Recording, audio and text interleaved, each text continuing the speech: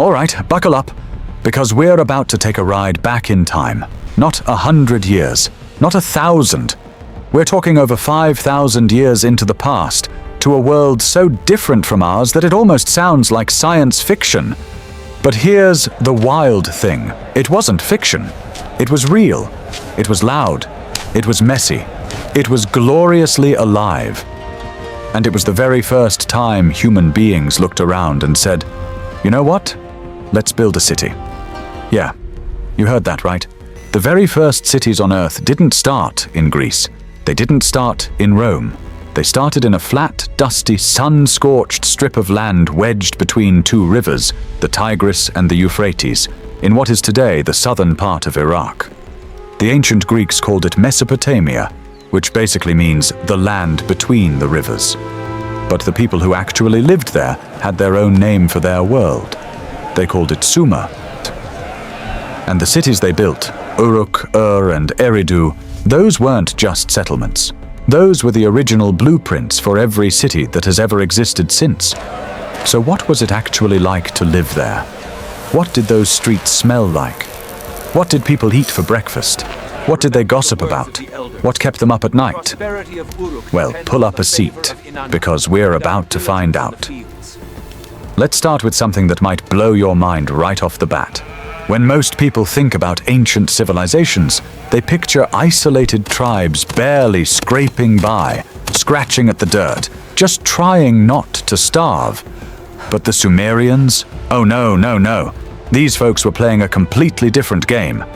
By around 3500 BCE, that's roughly 5,500 years ago, Uruk was already one of the largest cities on the entire planet.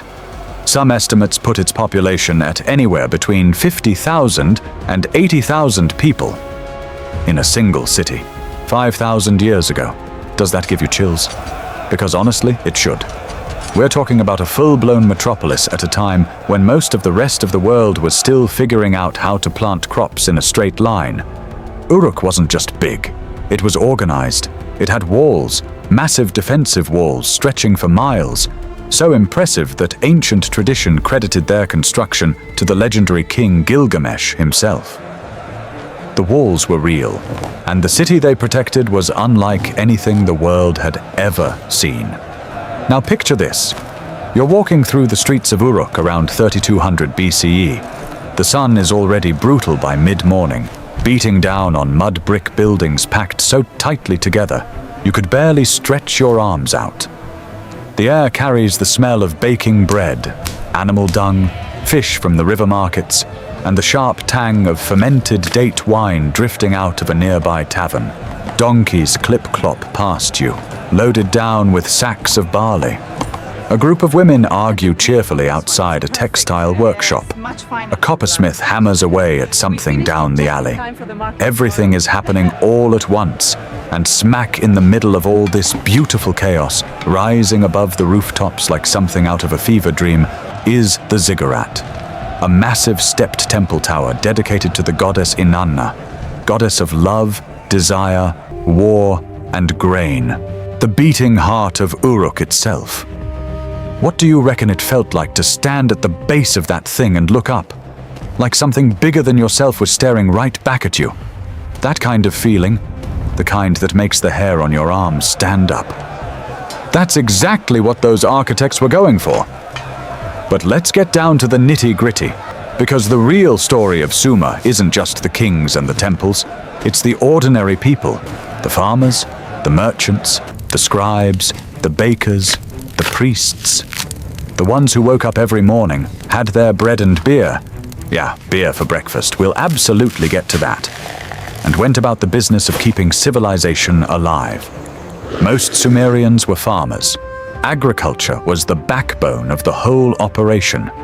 In a land as flat and dry as southern Mesopotamia, farming wasn't just hard work, it was a constant wrestling match with nature. The soil was fertile, sure, but also salty and prone to catastrophic flooding. The rivers were unpredictable. Irrigation canals had to be built, maintained, and managed with near military precision. If the canals failed, the crops failed. If the crops failed, people went hungry. No second chances, no safety net. And yet somehow, the Sumerians cracked the code. Their irrigation systems were so sophisticated that they produced surplus grain, more food than they needed just to survive. And once you've got surplus, everything changes. Suddenly you've got trade, you've got storage, you've got specialization. Some people don't have to farm anymore. They can become potters, weavers, metalworkers, merchants, scribes. The whole machine of civilization starts turning. Now, can we talk about writing for a second? Because this is where the Sumerians completely, irreversibly changed the world. Around 3200 BCE, in the city of Uruk, humans invented writing. Not cave sketches, actual writing, a system using wedge-shaped marks pressed into clay tablets with a reed stylus.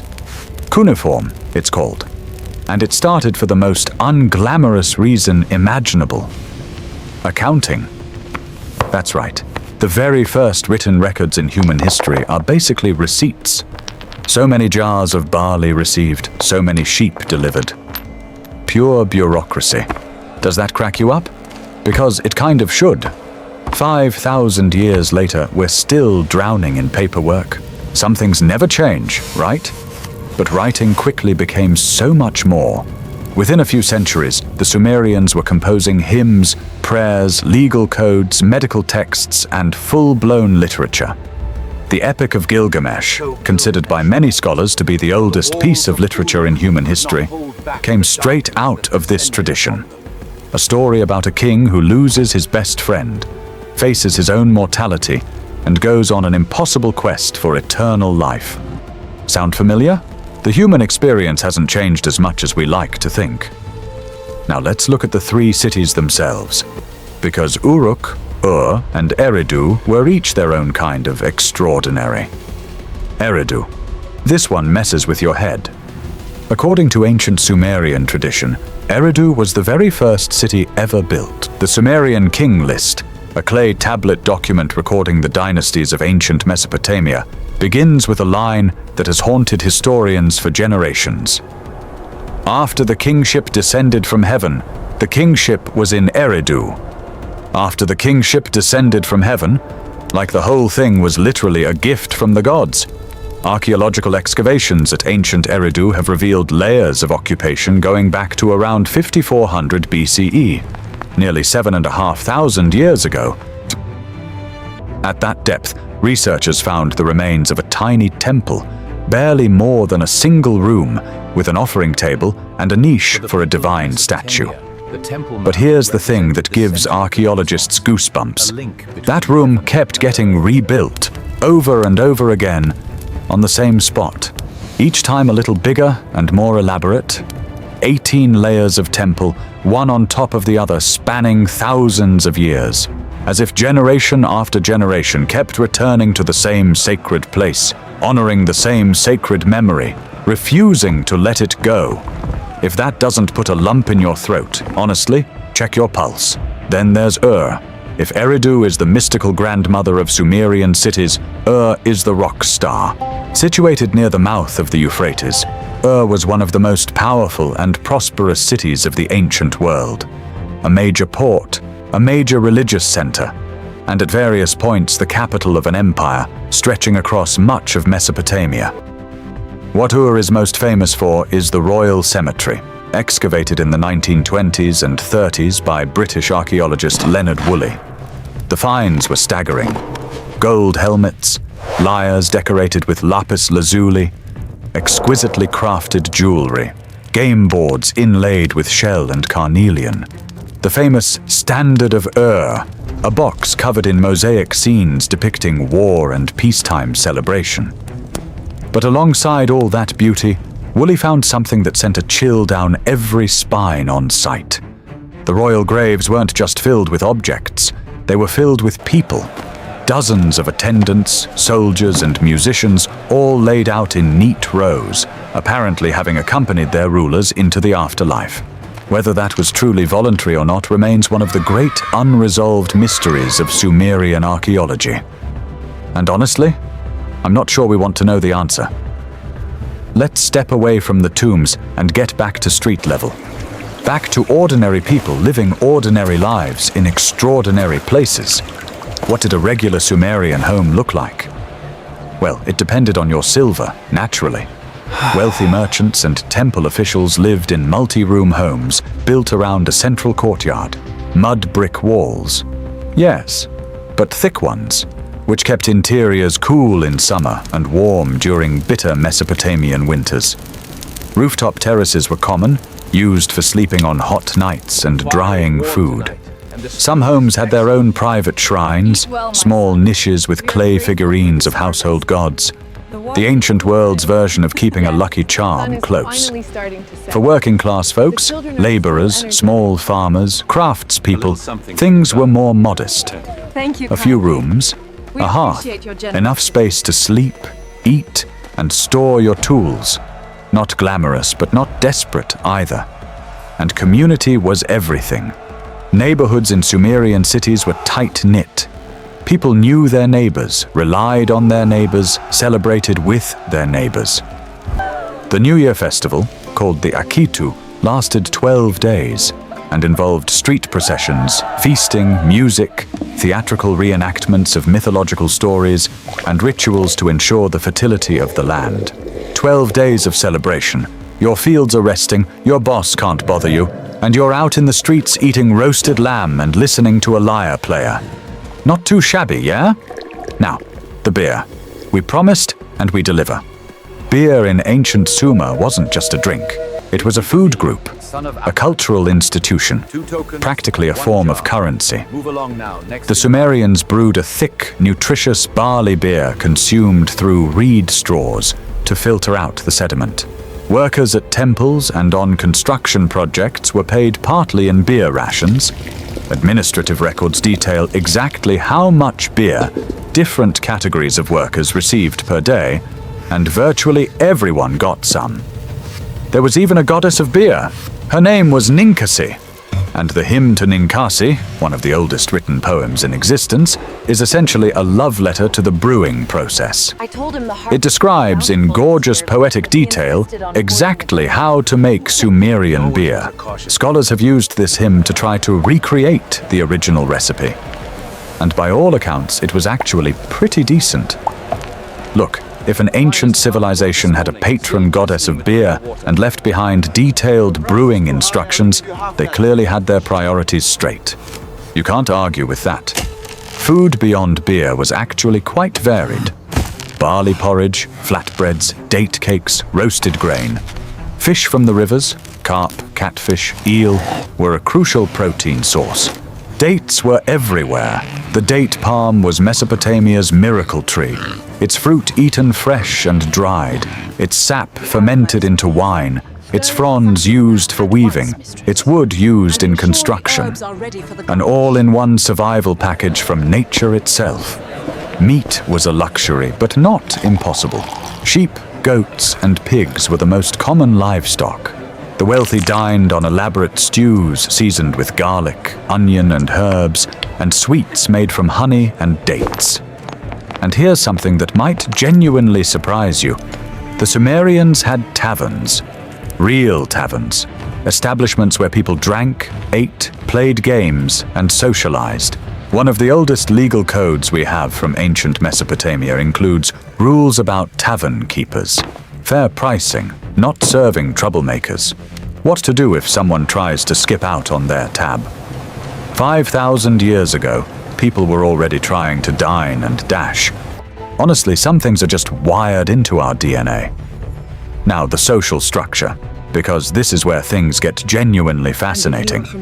Sumerian society was hierarchical. At the very top were the king and the temple hierarchy.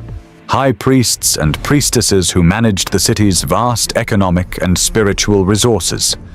The temples weren't just religious spaces. They owned land, employed workers, and traded goods across enormous distances. The head of a major temple was among the most powerful people in the city, no question.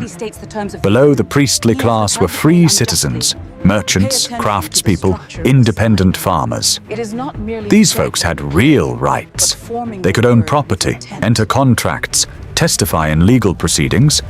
Sumerian law was surprisingly sophisticated, and it protected free citizens in ways that weren't matched by many later civilizations. Women in Sumerian society occupied a more complex and, for the era, remarkably significant position. In the early periods, women could own property, run businesses, testify in court, and initiate divorce under certain circumstances. Female scribes existed. High priestesses wielded enormous institutional power. And here's the detail that genuinely stops me every time. The earliest known author in human history, the first person to ever have their name attached to a written work, was a woman. Her name was Enheduanna. She was a high priestess of the moon god Nana in the city of Ur, living around 2300 BCE. She composed a series of breathtaking hymns to the goddess Inanna that survive to this day. The first named author in all of human history was a woman. Does that make you want to stand up and slow clap? Because it really should. That's not just a footnote. That's the whole story.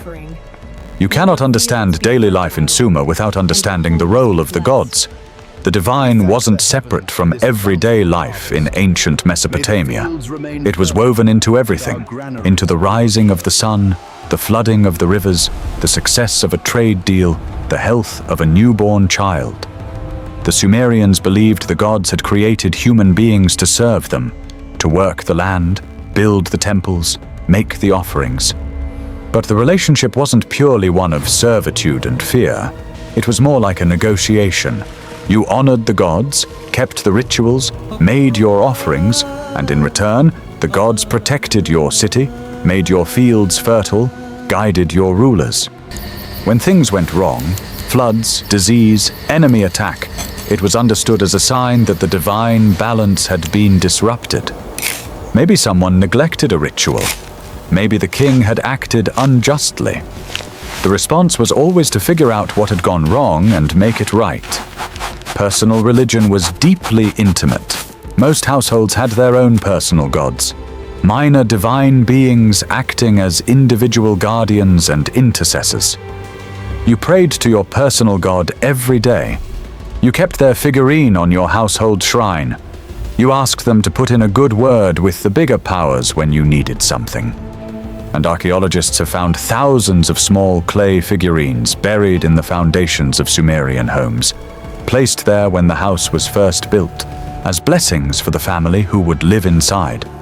5,000 years later, someone excavates the ground and finds this tiny little prayer left by a parent who wanted nothing more than for their family to be safe.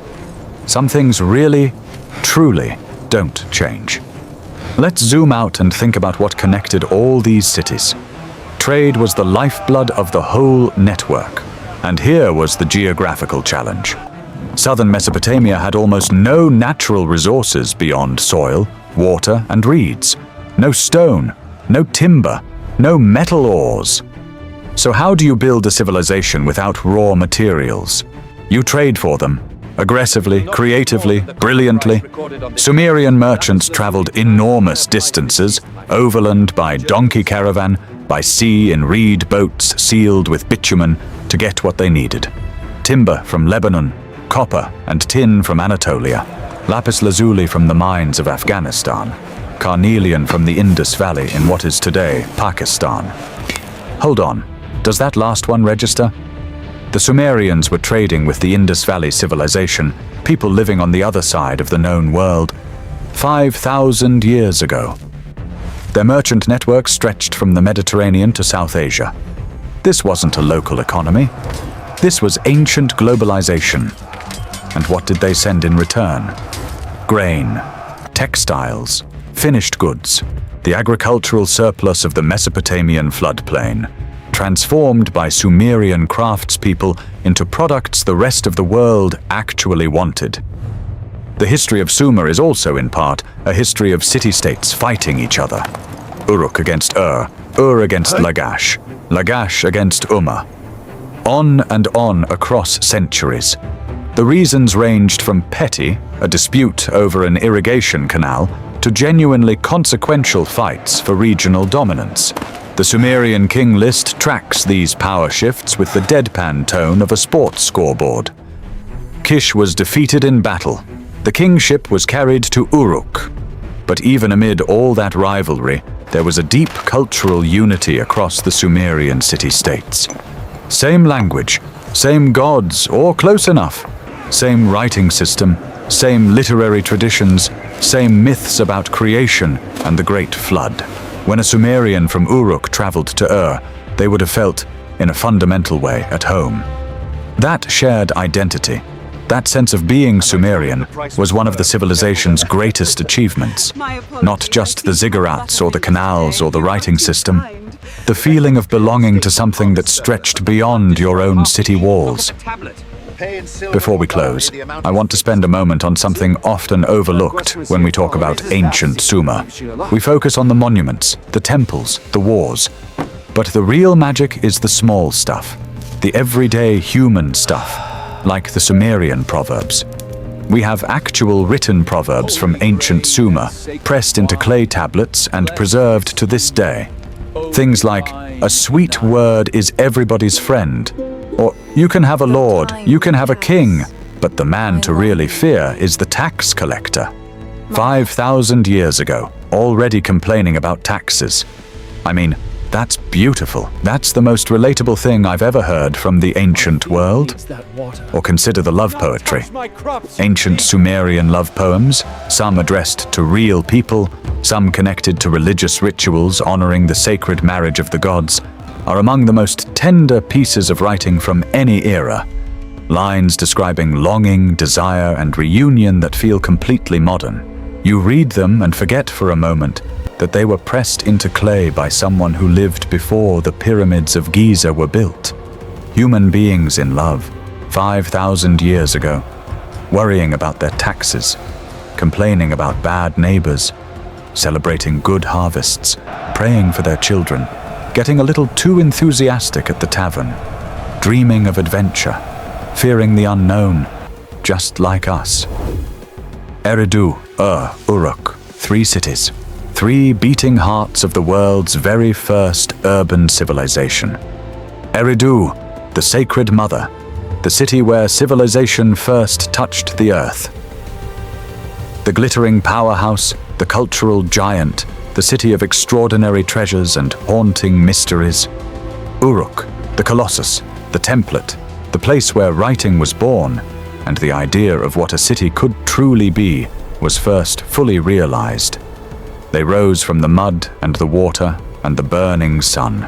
They filled the world with grain and silver and lapis lazuli and poetry and prayer. They gave us writing. They gave us law. They gave us literature.